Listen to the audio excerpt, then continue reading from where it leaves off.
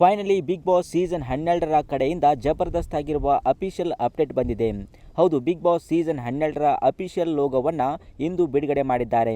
ಈ ಸಲದ big boss season 12 ಯಾವ ರೀತಿ ಇರಬಹುದು ಅನ್ನೋದನ್ನು ಒಂದು ಹಿಂಟ್ ಸಹ ಕೊಟ್ಟಿದ್ದಾರೆ.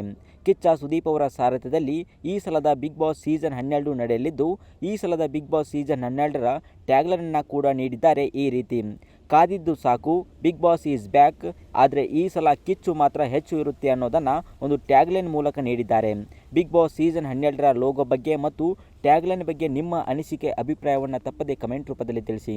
ಇನ್ನಷ್ಟು ಇದೇ ರೀತಿ ಬಿಗ್ ಬಾಸ್ಗೆ ಸಂಬಂಧಪಟ್ಟ ಅಪ್ಡೇಟ್ಗಳಿಗಾಗಿ ನಮ್ಮ ಚಾನಲನ್ನು ಸಬ್ಸ್ಕ್ರೈಬ್ ಮಾಡಿ ಮತ್ತು ಪಕ್ಕದಲ್ಲಿ ಕಾಣುವಂಥ ಬೆಲ್ ಐಕನ್ನ ತಪ್ಪದೇ ಕ್ಲಿಕ್ ಮಾಡಿ.